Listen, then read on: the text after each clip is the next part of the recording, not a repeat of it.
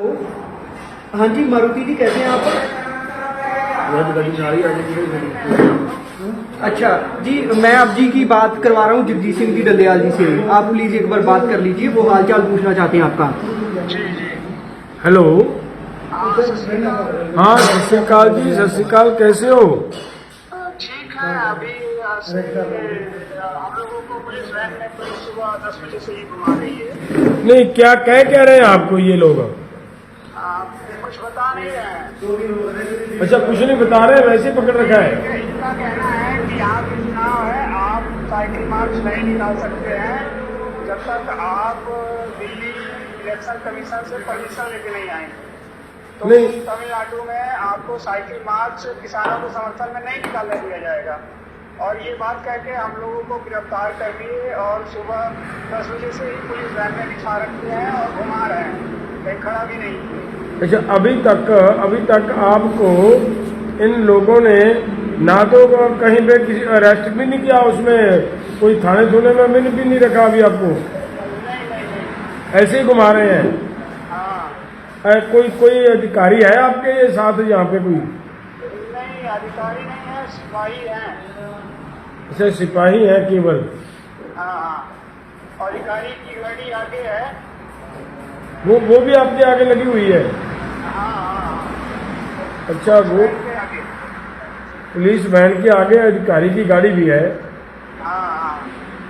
ठीक है। उनका यही कहना है कि आप यहाँ पे इलेक्शन है, इलेक्शन की वजह से आपको साइकिल रैली नहीं निकालने दी जाएगी किसानों के पक्ष में। हाँ। ये बात कही जा रही है। हाँ। ठीक। कोर्ट ऑफ कंडक्ट का मामला है। नहीं। तो रात में हमें नोटिस दिए थे, वो नोटिस हम अमित भाई को भेज दिए हैं। नहीं, क्या कह रहे हैं मतलब ये? हेलो।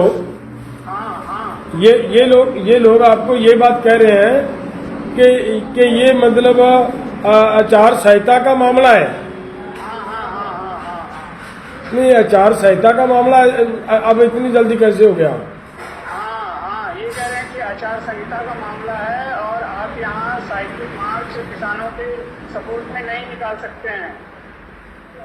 ये तो पूरे देश के अपना पॉलिटिकल पार्टियां ये तो कर रही हैं। ये हमारे साइकिल मार्च से क्या हो रहा है आपको?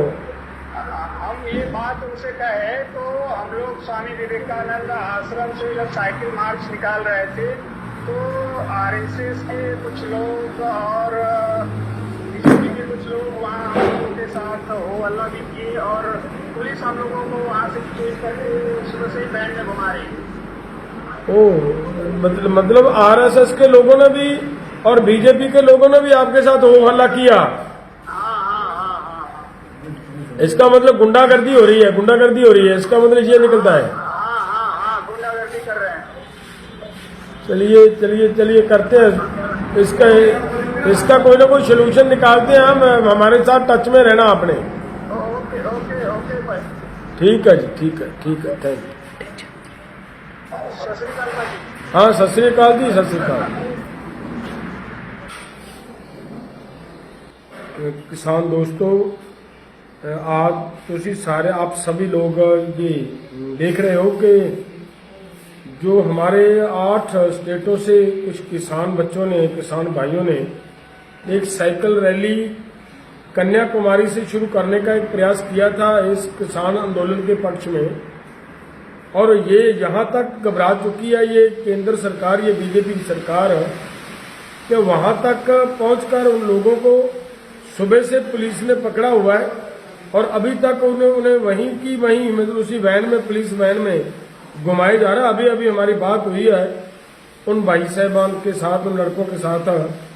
उनको ना तो किसी पुलिस स्टेशन ले जाया जा रहा है और ना ही किसी तरह का कोई उनको किसी जेल में या किसी जगह पर पहुंचाया जा रहा है।